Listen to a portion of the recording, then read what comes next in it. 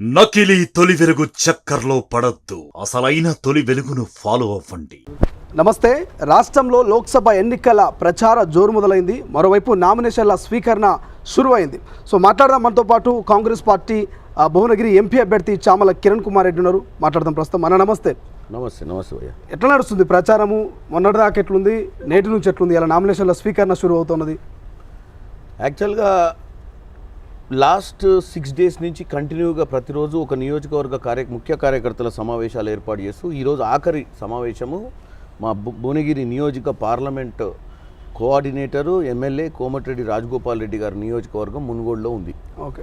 నిన్న రాత్రి వీరేశం దగ్గర కూడా బ్రహ్మాండంగా 10-15 వేల మంది కార్యకర్తలే వచ్చారు ప్రతి బూత్ నుంచి. ఓకే. కార్యకర్తల్లో బ్రహ్మాండమైన జోష్ ఉంది. 150 రోజులైంది వాళ్ళు ఎన్నికలు చేసి. ఎన్నికలన్నిట్లలో కూడా మెజార్టీ ఇచ్చారు ఎవరికి, నాయకులందరికీ. ఒక జనగాం తప్ప మిగతా 6 నియోజకవర్గాల 50,000 యావరేజ్గా 50,000 మెజార్టీ ఉంది. సో కార్యకర్తల సమావేశాలలో చాలా కాన్ఫిడెంట్ గురు వాళ్ళు. ఓకే. సో డెఫినెట్గా భువనగిరి పార్లమెంట్ వరకు ఈ రోజు వరకు పాజిటివ్ ఉన్నాం. ఓకే. ఇంకా రానున్న రోజులలో ఓవర్ కాన్ఫిడెంట్గా పోకుండా బూత్ మేనేజ్మెంట్ని పర్ఫెక్ట్గా చేసుకొని మనం కార్యకర్తల మధ్యన ఉండి వాళ్ళు ఏదైతే విధంగా ఎమ్మెల్యేలను మన బీఆర్ఎస్ పార్టీ వైఫల్యాలను ప్రజల మధ్యనకి తీసుకెళ్ళి ఎలాగైతే ఎమ్మెల్యేలను గెలిపించుకొని ఇప్పుడు బీజేపీ పైన కూడా మనము 10 ఏళ్ల బీజేపీ పాలన గురించి ప్రజలకు తెలియజేయాల్సిన అవసరం ఉంది. ఎందుకంటే బీజేపీ సోషల్ మీడియాలో ఈ మతము తర్వాత ఈ అన్యూజువల్ డెవలప్మెంట్స్ గురించి మాట్లాడి ప్రజలను మభ్యపెట్టించింది. దాని నుంచి బయటికి తీసుకురావాల్సిన అవసరం ఉంది ఈరోజు. ఎస్. ఓకే. దాంతోపాటు చామల కిరణ్ కుమార్ రెడ్డికి జాతీయ స్థాయిలో మంచి దోస్తులు ఉన్నారు, మంచి సర్కిల్ ఉన్నది. సో మీ నామినేషన్ కావచ్చు, లేకపోతే భారీ బహిరంగ సభలు కావచ్చు, రోడ్ షోలలో ఎవరైనా పాల్గొనే అవకాశం ఉన్నదా? మీ దోస్తులు మంత్రులు కావచ్చు, ముఖ్యమంత్రులు కావచ్చు, ఇతర రాష్ట్రాల నుంచి చాలా మంది ఫోన్లు చేస్తారు. కొంతమందికి అందరికి ఎన్నికలు ఉన్నాయి. ఓకే. ఒక్కొక్క ఫేజ్ ఎన్నికల తర్వాత ఇక్కడికి వస్తారు. కానీ బేసిక్గా నాకు ఒకటే పాలసీ నాది, లోకల్ లీడర్ లోకల్ కార్యకర్త గెలిపించే ఎన్నిక. బయట నుంచి వచ్చిన నా ఫ్రెండ్స్ కానీ పీసీసీ ప్రెసిడెంట్లు బయట పెద్ద లీడర్లు వాళ్ళు వచ్చినా కానీ అదేంటంటే ఒక స్టార్ క్యాంపెయినర్ లెక్క ఒక 2 నిమిషాలు మాట్లాడిపోతారు. కానీ మన ప్రజలకు అంతా మా భువనగిరి లీడర్లకు ఇక్కడ లోకల్ లీడర్ల మీద ఉన్నంత అభిమానము నేషనల్ లీడర్ల మీద ఉండదు. కాకపోతే వాళ్ళు కట్టసీసీకి వచ్చి కలిసిపోతారు నన్ను. కాకపోతే నేను దాని గురించి ఎక్కువ ఆలోచించాను. ఎందుకంటే నాకు మా ఎమ్మెల్యేలే ముఖ్యం, మా మండల్ పార్టీ ప్రెసిడెంట్లే మాకు ముఖ్యమైన స్టార్ క్యాంపెయినర్లు. వాళ్ళు తలుచుకుంటే ఎన్నికకు తిరిగేలేదు. సో పెద్ద హైప్ క్రియేట్ చేయాల్సిన అవసరం లేదు. రేవంత్ రెడ్డి గారు 21వ తారీఖు సాయంత్రం 4 గంటలకు భువనగిరిలో భారీ ర్యాలీ పెట్టినాము. ఆ ర్యాలీని సక్సెస్ఫుల్గా చేసుకుంటాం. తర్వాత ప్రియాంక గాంధీ గారి సభ ఒకటి ఉంటుంది. ఓకే. అండ్ దాంతోపాటుగా కోమటిరెడ్డి బ్రదర్స్కి సంబంధించినటువంటి మద్దతు ఎట్లున్నది? ఆల్రెడీ మీ ముఖ్యమంత్రి గారు, పీసీసీ అధ్యక్షులు రేవంత్ రెడ్డి గారు మిమ్మల్ని అందరూ ఒక చోట కూర్చోబెట్టారు, రాజగోపాల్ రెడ్డి ఇంట్లో విందును ఏర్పాటు చేశారు. ఓకేనా? ఒక ఏకదాటిగా ఉన్నారా, ఐకమత్యంగా ఉన్నారా? నాకంటే ఎక్కువ సీరియస్ మా బ్రదర్స్ తీసుకున్నారు ఈ ఎన్నికను. 2009లో రాజగోపాల్ రెడ్డి గారు గెలిచారు. 2019లో రాజగోపాల్ రెడ్డి గారే కోమటిరెడ్డి వెంకటరెడ్డి గారు వెనువెంటే ఉండి గెలిపించుకుంటూ. ఆ రోజు మా అన్నని గెలిపించుకున్నా, నేను ఒకసారి గెలిచినా, మా అన్నను ఒకసారి గెలిపించుకున్నాను, మా తమ్ముడిని ఒకసారి గెలిపించుకుంటా అని డైరెక్ట్గా ట్విట్టర్ ద్వారా పెట్టిండు ట్వీట్. ప్రతి సభలో కూడా ఎమ్మెల్యేలకు ఛాలెంజ్ చేస్తుండు. మనకు బీఆర్ఎస్ బీజేపీ పోటీ కాదు, మనమే పోటీ ఎమ్మెల్యేలకు. నేను ఎక్కువ మార్జిన్ తెస్తావా, నువ్వు ఎక్కువ మార్జిన్ తెస్తావా అనే లైన్ తీసుకుండు. కాబట్టి వాళ్ళు చాలా సీరియస్ ఉన్నారు. కొంతమంది చామల కిరణ్ కుమార్ రెడ్డి మీద వ్యక్తిగతంగా అనుకోవచ్చో లేకపోతే రాజకీయంగానో తెలియదు కానీ కొంత ప్రచారం చేస్తున్నారు. కొన్ని ఛానల్స్ కూడా ప్రచారం చేస్తున్నాయి. సో పై మెరుపుగానే కోమటిరెడ్డి బ్రదర్స్ చామలకు సపోర్ట్ ఇస్తున్నారు. అంతర్గతంగా వాళ్ళు సపోర్ట్ లేదు, మద్దతు లేదనేటువంటి రీతిలో ప్రచారం చేస్తున్నారు. దీనికి ఏం చెప్తారు? కొంతమంది ఛానళ్ళు కొంత ప్రలోభాలకు గురి అట్లాంటిది ఏదైనా ప్రచారం చేసి ప్రజల్ని బీసీ ఓటింగ్ అని చెప్పి ప్రజలను తప్పుతో పట్టిస్తారు.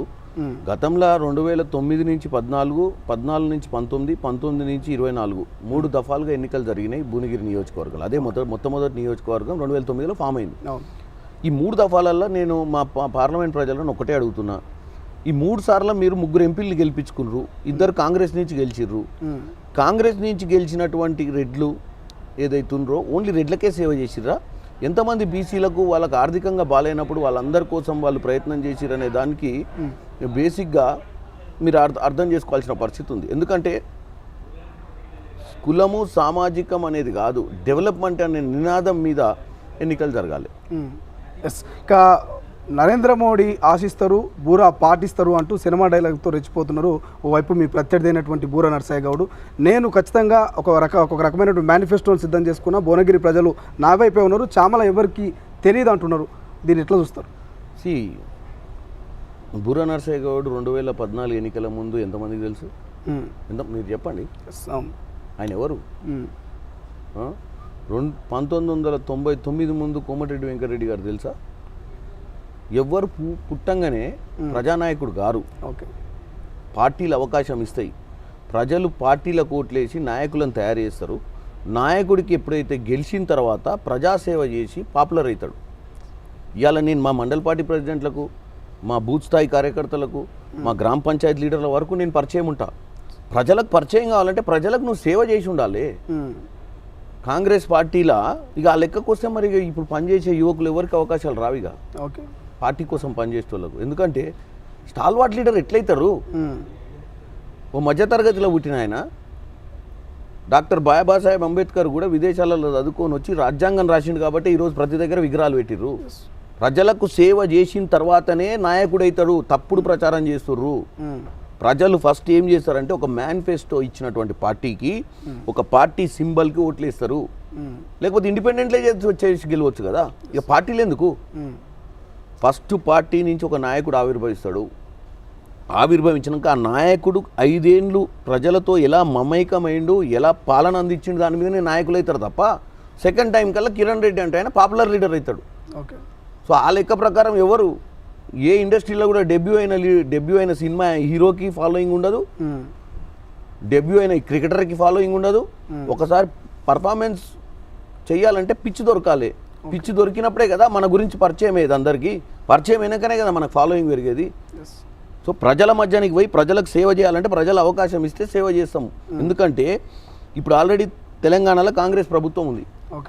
పార్లమెంట్లో కాంగ్రెస్ వాళ్ళని పంపిస్తే పార్లమెంట్ అభ్యర్థులుగా అక్కడ నిధుల కోసం పోరాటం చేసి తెలంగాణలో భువనగిరి ప్రజల కోసం నేను పోరాటం చేస్తా.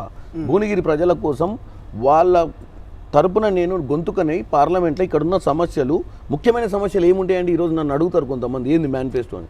మేనిఫెస్టో ప్రతి ఊర్లో, కొన్ని ఊర్లలో రోడ్లు లేవు, కనెక్టివిటీ రోడ్లు, కొన్ని ఊర్లో ఆర్టీసీ బస్సులు వస్తలేవు, కొన్ని ఊర్లలో నీళ్లు అందుతలేవు. ఎందుకంటే ఆ చెరువులకు కాలువలు ఆగిపోయినాయి. మధ్యన కాలువలు పూడికలు తీయాలి.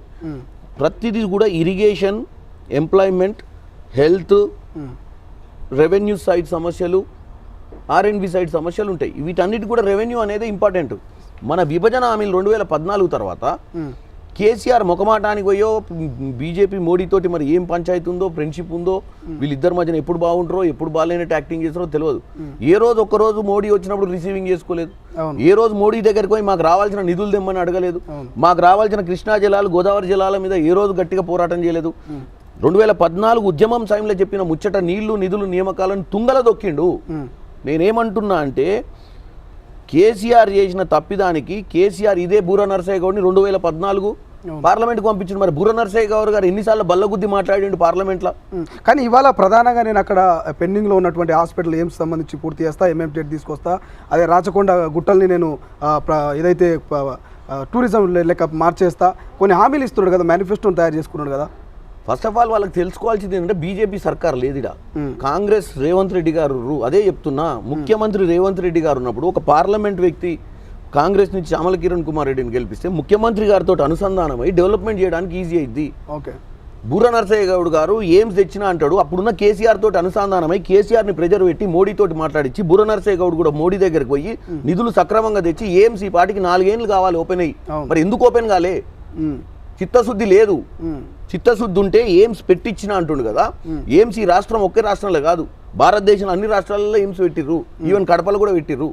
ఎయిమ్స్ అనేది వచ్చింది, మన భాగ్యం ఉంది, మనకు హైదరాబాద్ పూట దూరంలో ఉన్నాం, కనెక్టివిటీ బాగుందని భువనగిరిలో పెట్టిర్రు.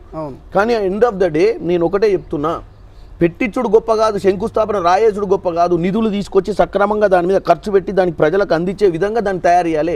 మరి బూర నరసయ్య గౌడ్ ఏడ బూర వీక్కుంటూ కూర్చుండు, మళ్ళీ ఇప్పుడు వచ్చి మళ్ళీ నేను దాన్ని ఇంకా బాగా చేస్తా అంటాడు. ఆల్రెడీ బూర నరసయ్య గౌడ్ గారికి 5 ఏళ్ళు ఛాన్స్ ఇచ్చిర్రు.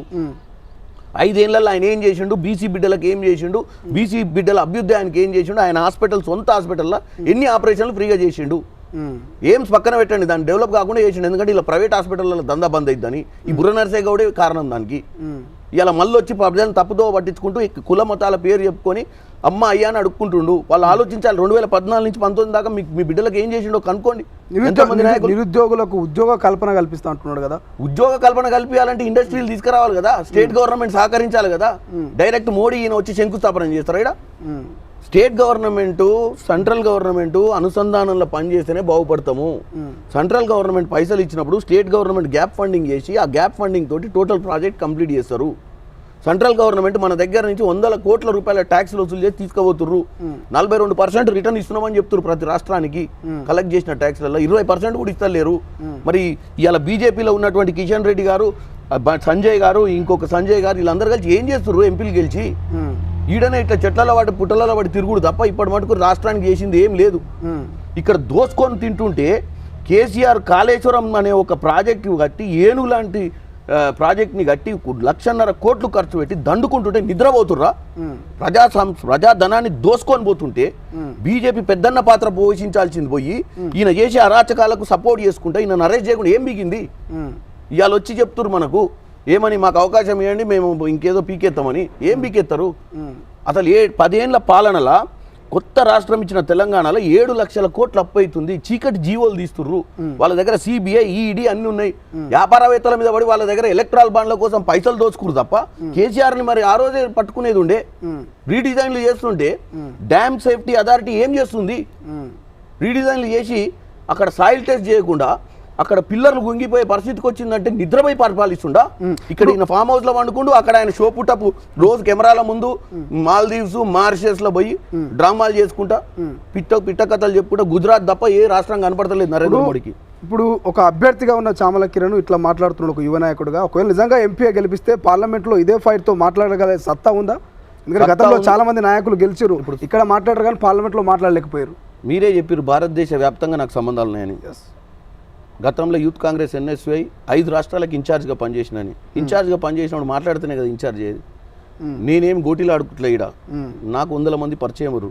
నన్ను గెలిపిస్తే నేను పర్మనెంట్గా ప్రజలకు సేవ చేస్తే 2వ సారి గెలిపిస్తారు. అంతే తప్ప ఒకసారి గెలిచిన వాడిని వన్ టైం వండర్ కింద జీవితంలో మళ్ళీ కిరణ్ రెడ్డి అంటూ కోటి వేయొద్దు అనుకునే కార్యకైతే తెచ్చుకోను కదా. ఈరోజు నేను చెప్తున్నా, నాకు యువకుణ్ణి, నాకు అవకాశం ఇవ్వండి, నాకు మాట్లాడే వాక్చాతుర్యం ఉంది, మీకోసం గలం ఇప్పగలుగుతా, నరేంద్ర మోడీ నేను నిలబెట్టగలుగుతా, రేపు ఇండియా కూటమి గెలిస్తే ఇండియా కూటమితో కూడా పని చేయించుకోగలుగుతాం. ఎందుకంటే మా కూటమే కాబట్టి. ఇక్కడ రాష్ట్ర ప్రభుత్వం ఉంది, అక్కడ పార్లమెంట్లో మమ్మల్ని పంపించండి, కింద గ్రామ పంచాయతీలో కూడా మీరు వీలైతే కాంగ్రెస్ని గెలిపిస్తే ఈ 3 భారతదేశం 3 టైర్ల మీద నడుస్తుంది. ఒకటి అంచెలంచెలుగా పార్లమెంట్ వ్యవస్థ, అసెంబ్లీ వ్యవస్థ, గ్రామ పంచాయతీ వ్యవస్థ. ఈ 3 వ్యవస్థల అనుసంధానం చేసినప్పుడే డెవలప్మెంట్ అయింది. ప్రజలకు తెలియక ఒకరోజు ఈయన కోటేస్తారు, ఒకరోజు ఆయన. 5 ఏళ్ళు మీరు మ్యాండేట్ ఇవ్వండి, మ్యాండేట్ ఇచ్చి ప్రశ్నించండి. మేము పార్లమెంట్కి వేసినాం, అసెంబ్లీకి వేసినాం, గ్రామ పంచాయతీకి వేసినాం, మాకు పని కావాలని నిధులు తీసుకురావాల్సిన బాధ్యత పార్లమెంట్లో ఉంటుంది. అక్కడి నుంచి రావాలి. మన ట్యాక్స్లన్నీ అక్కడికి పోతున్నాయి, జిఎస్టీలు ఇవన్నీ. వాటన్నిటి సక్రమంగా ఎన్ని కోట్లు మనం ట్యాక్సులు కట్టినాం, ఎన్ని కోట్లు మనం తెలంగాణకు తెచ్చుకోవాలి, రిటర్న్ తెచ్చుకొని మళ్ళీ మన ప్రజల మీద ఖర్చు పెట్టుకునే పరిస్థితికి రావాలి. అలాగే మన ముఖ్యమంత్రి రేవంత్ రెడ్డి గారు, ఆయన కూడా యువకుడు, ఆయనకు కూడా ఒక ఫోకస్ ఉంది. ఏమని, నేను ఒక 20 ఏళ్ళు రాజకీయం చేయాలని, క్రియాశీలకంగా ప్రజల సేవ చేయాలని. ఆయన కూడా వన్ టైం వండర్ కాడు. ప్రజలు ఏం ఊకోరు. 5 ఏళ్ల తర్వాత రేవంత్ రెడ్డి గారు ఇచ్చిన వాగ్దానాలు నెరవేరకపోతే రేవంత్ రెడ్డి గారిని కూడా ఇంటికి పంపిస్తారు, చామల కిరణ్ రూపంలో ఇంటికి పంపిస్తారు. ఉంటారా 5 ఏళ్ళు కాంగ్రెస్ పార్టీ అధికారంలో ఉంటుందా? మాజీ ముఖ్యమంత్రి కేసీఆర్ గారు మొన్ననే అన్నారు 1.5 ఒక సంవత్సరమో ఉంటుందో కూడా తెలియదు అంటున్నారు.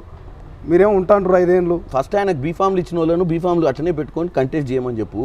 తర్వాత సంగతి ఎవడుంటాడో ఓడిపోతాడో. ఇవాళ బీఫామ్ ఇస్తే 3 రోజుల తర్వాత బీఫామ్ ఇంటికి ఇచ్చిపోతుండు. నేను చెప్పేది ఏంటంటే కేసీఆర్ గారికి, నీ పార్టీ కేవలం నీ పార్టీ నిర్వీర్యమైపోయింది. ఎందుకు నిర్వీర్యమైంది? 10 ఏళ్ళు అధికారంలో లేకున్నా కాంగ్రెస్ పార్టీ కార్యకర్తలు పార్టీని అట్టి పెట్టుకొని పార్టీని పవర్లోకి తెచ్చుకుర్రు. 100 రోజులు కాకముందే పారిపోతుర్రు కార్యకర్తలు, ఎమ్మెల్యేలు, ఎంపీలు. ఎందుకు? మీరు భయభ్రాంతులకు గురి చేస్తున్నారు, వాళ్ళ పార్టీ ఫిరాయింపులకు పాల్గొంటున్నారు అంటున్నారు కదా వాళ్ళు. మరి ఎమ్మెల్యేలని వాళ్ళంతా మీరు భయభ్రాంతులకు గురి చేస్తున్నారు కదా. శ్రీశైలం నేను ఒకటే చెప్తున్నా, స్వేచ్ఛ, ఓకే, ఆత్మగౌరవం. తెలంగాణకు నీళ్లు, నిధులు, నియామకాలు ఎంత అవసరమో స్వేచ్ఛ, ఆత్మగౌరవం అనే 2 కూడా చాలా ఇంపార్టెంట్. స్వేచ్ఛ, ఆత్మగౌరవం అనేది కేసీఆర్ ఫామ్ హౌస్లో వండుకొని తుంగలోకి దొక్కిండు. నీళ్లు, నిధులు, నియామకాలు ఎట్లా తుంగలో దొక్కిండో ఎమ్మెల్యేలకు విలువలేదు. మంత్రులకు విలువ లేదు, మంత్రులకు అపాయింట్మెంట్ లేదు, ఎమ్మెల్యేలకు అపాయింట్మెంట్ లేదు, గెలిచిన ఎమ్మెల్యేలు కూలోళ్ళ లెక్క, మంత్రులు కూడా లేబర్ గాన్ల లెక్కనే చూసిండు. గత 3 నెలల పాలనలో మా మంత్రులు మా సీఎం గారు ఎట్లా ఉంటారు కనపడుతుందా? ప్రజలు చూస్తలేరా? ప్రజాపాలన అని చెప్పి 1 కోటి మంది దగ్గర అప్లికేషన్లు తీసుకురు 100 రోజులలో. ఏది లబ్ధిదారులకు ఏం చేయాలి, రేషన్ కార్డులు ఎన్ని ఉన్నాయి, పింఛనీర్లు ఎంతమంది అనే దాని మీద, అన్ఎంప్లాయ్మెంట్ ఎంత ఉందనే దాని మీద ఒకటి ఐడియా తీసుకోవడం మొదలుపెట్టారు. అంటే 1 కోటి మంది దగ్గర సమస్యలు తెలుసుకుర్రు 150 రోజులలో. 10 ఏళ్లలో కేసీఆర్ చేయలేకపోయింది ఆ పని. ప్రగతి భవన్ అని పెట్టుకొని 10 అడుగుల ఎత్తు కంచెలు కట్టి ఎవరిని లోపల రానిలేదు. మా రేవంత్ రెడ్డి గారు ప్రమాణ స్వీకారం చేసిన అరగంటకే కంచెలు ఉడబికి ప్రజలకు ఓపెన్ చేసిండు ప్రజాభవన్, పూలే గారి పేరు పెట్టి. తర్వాత సెక్రటేరియట్ మనం ట్యాంక్ బండ్ మీద పోతుంటే ఏదో రాజభవనం లెక్కుంటుండే, దాన్ని ఓపెన్ చేసి మంత్రులందరూ ఆడ కూర్చుంటారు. గతంలో మంత్రులు పరిపాలన ఎక్కడి నుంచి చేసారో కూడా ప్రజలకు తెలియదు, అర్జీలు ఎక్కడి ఇవ్వాలనో కూడా తెలియదు. సో స్వేచ్ఛ అనేది ఉంది, ఆత్మగౌరవం అనేది ఉంది కాంగ్రెస్ పార్టీలో. అందుకే ఈరోజు వాళ్ళందరూ కూడా మా పార్టీలకు ఎందుకు వస్తారు అంటే ఇంకా కొన్ని రోజులు బతికితే ఆత్మగౌరవంతో బతుకుదాం, ఆ పార్టీలకు పోదామన్న ఆలోచనతో వస్తారు. కానీ ప్రధానంగా అసెంబ్లీ ఎన్నికల్లో కాంగ్రెస్కు మోసపోయారు ప్రజలు. సో పార్లమెంట్ ఎన్నికల్లో మోసపోవద్దు, ఖచ్చితంగా బీఆర్ఎస్ని గెలిపించాలి, పార్లమెంట్లో ప్రశ్నించే గొంతుకకు అవకాశం ఇవ్వాలంటున్నారు. ఎట్లా చూస్తారు మరి? ఎక్కడి నుంచి వస్తున్నావు? నిజంగా మోసపోయారట. ఏ రూట్లో వచ్చినావు? నేను ఇట్లే వచ్చినా. మన బీఆర్ఎస్ గెలిపియమని అడుగుతున్నాడు, ఎవరు అడిగిరండి నాకు కొద్ది కన్ఫ్యూజ్ అయినా. బీఆర్ఎస్ లేదు,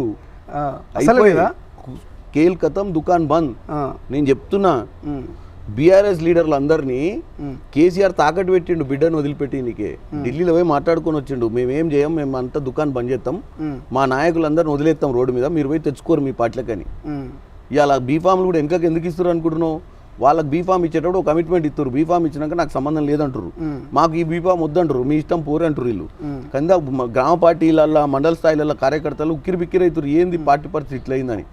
వీళ్ళే కావాలని వీళ్ళకు ఉన్నటువంటి సెంట్రల్ గవర్నమెంట్లో వీళ్ళని జైళ్ళ పాలు చేశారన్న భయము, బిడ్డను జైలుకు పంపించారు వెనకకు తెచ్చుకోనికే. వీళ్ళంతలో వీళ్ళే పార్టీని నిర్వీర్యం చేసి బీజేపీలకు పంపించే ప్రయత్నం చేస్తారు. తెలంగాణ ప్రజలు అర్థం చేస్తారు. ఇప్పుడు బీఆర్ఎస్ బీజేపీలో విలీనం అవుతుంది అంటారా కాంగ్రెస్? విలీనం కాదు, విలీనం అయితే ఓపెన్ స్కూలేనే. విలీనం కాకుండా చిన్నగా బస్తకు పొక్క పెట్టిర్రు గింజలు ఎరుకోమని.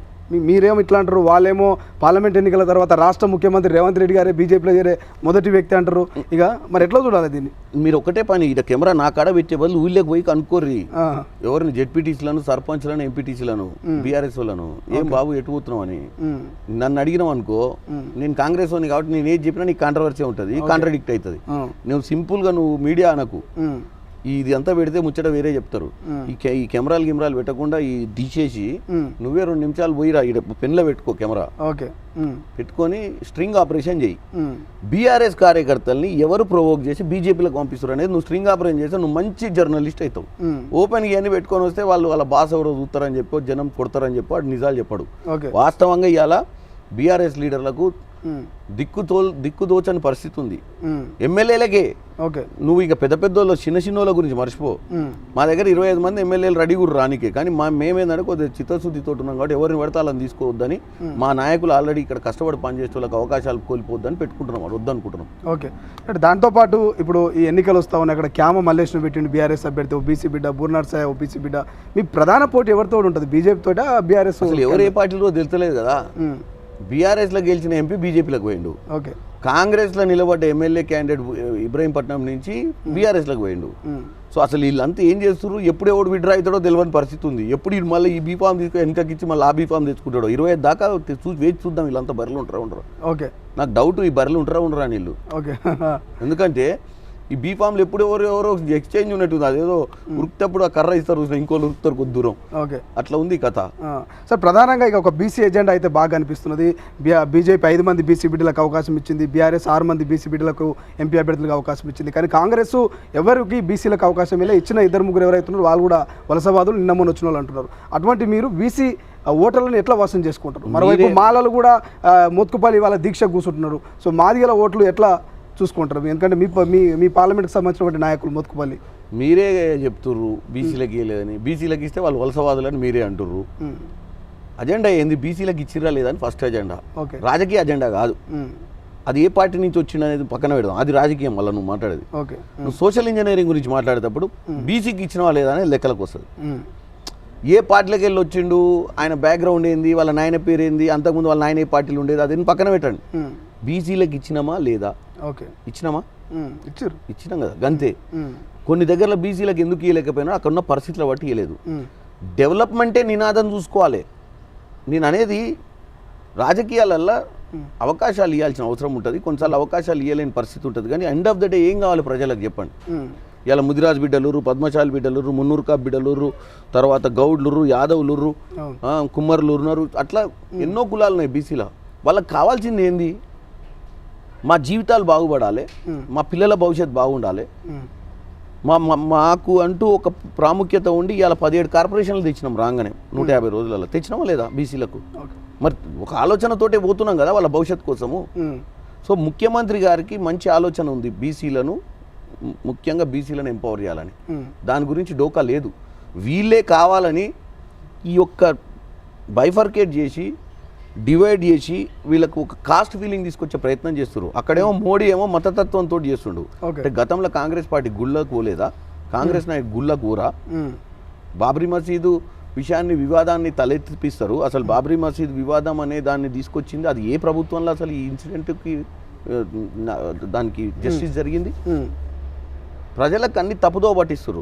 Congress secular party. ఓకే, ఈరోజు నేను ఒకటే చెప్తున్నా మీ తొలివేలు ఛానల్ ద్వారా, చాలా ఇంపార్టెంట్ ఇష్యూ చెప్తున్నా. అప్కి బార్ 400 అంటున్నా మోడీ. ఓకే, 400 ఇచ్చిన తర్వాత ప్రజలు జీవితాంతం బాధపడతారు. ఈస్ట్ ఇండియా కంపెనీని ఇండియాకి పిలిచి అప్పుడు వ్యాపారం కోసం వచ్చినప్పుడు మనం కొట్టుకున్నట్టు 400 సీట్లు కనుక బీజేపీకి వస్తే బాబాసాహెబ్ అంబేద్కర్ రాసిన రాజ్యాంగాన్ని మార్చే ప్రయత్నం నడుస్తుంది.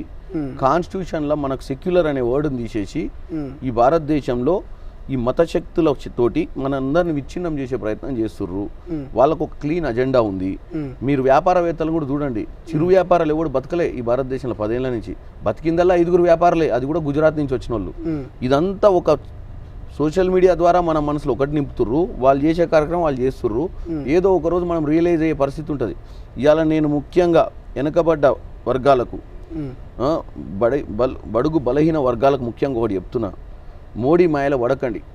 దళితులు, క్రిస్టియన్లు, ఇసాయిలు, సిక్కులు, అన్ని కులాలు, వీటన్నిటికీ సెక్యులర్ అనే వర్డ్ తీసిన రోజు నుంచి ఇక్కడ మనుగడ కోల్పోయే పరిస్థితి ఉంటుంది. మీరు ఉద్యమం లెక్క బయటకు వచ్చి మే 13వ తారీఖు నాడు కాంగ్రెస్ పార్టీకి ఓటేసి మళ్ళీ ప్రజాస్వామ్యాన్ని బతికేయమని కోరుకుంటున్నాను. పూర్తి స్థాయిలో కాంగ్రెస్ రాష్ట్ర వ్యాప్తంగా ప్రచారాన్ని మొదలుపెట్టిందో, అధికారంలో ఉన్నారు. ఎందుకంటే కేవలం 14 సీట్లు ప్రకటించి ఇంకో 3 పెండింగ్లో ఉన్నాయి. ఆలస్యం అవ్వట్లేదా? ఆలస్యం ఏం లేదు. బేసిక్గా ప్రచారం అనేది నామినేషన్ల తర్వాతనే క్యాండిడేట్ ఫైనల్ అయినాక ప్రచారం ముమ్మరం ఉంటుంది. ముందు ఏంటంటే పేపర్ వర్క్ చేసుకుంటారు. కాంగ్రెస్ పార్టీ మొన్ననే ఎన్నికలు చేసింది 119 నియోజకవర్గాలలో. సో ఎన్నికలు అనేది ఆల్రెడీ పేపర్ వర్క్ ఫినిష్ అయ్యి ఉంది. బూత్ ఎక్కడుంది, బూత్లో ఎంతమంది, బూత్ కమిటీ ఏంది, ఓటర్ లిస్ట్ ఏంది, ఓట్లు ఎవరు, ఏ ఓట్లు మన, ఏ ఓట్లు మంది అనేది తెలుసు. కాబట్టి 15 రోజులు ఎన్నికలు అయితే దాని గురించి ఏం ప్రాబ్లం లేదు. ఓకే, అద్దంకి దయాకర్కు సంబంధించి ఏం చెప్తారు? మీ నాయకులే వస్తారా? ప్రచారంలో పాల్గొనే అవకాశం ఉందా? వస్తారు, అందరూ వస్తారు. అద్దంకి దయాకర్ గారు రోజు ప్రెస్ మీట్లు పెడుతుండ్రు, రోజు గాంధీ భవన్లో పోయి మాట్లాడుతుండ్రు కదా పార్టీ లైన్లో. ఓకే, దాని గురించి ఏం ప్రాబ్లం. చామలకు మద్దతుగా ప్రచారంలో 100% వస్తాడు అద్దంకి దయాకర్ గారు. నేను కూడా రమ్మన్నా, కాకపోతే ఏంటంటే కొన్ని బాధ్యతలు ఒప్పారు పార్టీ కాబట్టి ఆ బిజీలో ఉన్నాడు. ఫైనల్గా ఏం చెప్తారు? మీ భువనగిరి ప్రజలకు ఏం చెప్తారు? భువనగిరి ప్రజలకు ఒకటే చెప్తున్నా, బూర నరసయ్య గౌడ్ గారికి ఒక అవకాశం ఇచ్చిర్రు. మీరు ఆయన ఏం చేసిండో 5 ఏళ్ళు ఆయనది ప్రోగ్రెస్ రిపోర్ట్ చూడండి. కాంగ్రెస్ నుంచి 2 అభ్యర్థులు గెలిచారు, వాళ్ళ ప్రోగ్రెస్ రిపోర్ట్ చూడండి. చామల కిరణ్ కుమార్ రెడ్డి అనే ఒక ఫ్రెషరు, ఒక అవకాశం ఇస్తే నా ప్రోగ్రెస్ రిపోర్ట్ కూడా తయారైద్ది. జీవితంలో అవకాశాలు ఇస్తేనే నేను కూడా మీలాంటి మధ్యతరగతి కుటుంబం, కింది స్థాయిలో నుంచి వచ్చిన వాడిని. కొత్త నాయకత్వం వచ్చినప్పుడే ప్రజాస్వామ్యంలో విలువలు ఉంటాయి. నాలాంటి నాయకుని కోటేస్తే నేను మీ వెంటనే ఉంటా. బడుగు బలహీన వర్గాలకు వాళ్ళ భవిష్యత్తు కోసం పనిచేస్తా. ముఖ్యంగా పార్లమెంట్లో భువనగిరికి నియోజకవర్గానికి సంబంధించిన సమస్యలపై పోరాటం చేసి వాటన్నిటిని నెరవేర్స్తా. నాకు ఒక అవకాశం అని మీ ఛానల్ వారు తెలియజేసుకుంటాను. Thank you so much. ఇది మొత్తం మీద ఒక సీనియర్ నాయకులు, ఒక జూనియర్ నాయకులు, ఒక యువ నాయకుడి మధ్య ఆ పోటీ అయితే కనిపిస్తుంది. చూద్దాం ఏం జరగబోతుంది. మరి ఈ యొక్క భువనగిరిలో ఎవరు గెలవబోతున్నారు? ఇప్పటికే చామల మాత్రం ధీమాగా ఉన్నట్టు తెలుస్తుంది. ఒక యువ నాయకుడిగా అవకాశం ఇస్తే పార్లమెంట్లో నా గొంతును వినిపిస్తా, తెలంగాణ ప్రజల వాయిస్ను వినిపిస్తా అంటున్నాడు. చూద్దాం భువనగిరి ప్రజలు మరి ఎవరికి అవకాశం ఇస్తారనేది. కెమెరా పర్సన్ అజయ్తో శ్రీశైలం, తొలి వెలుగు, హైదరాబాద్.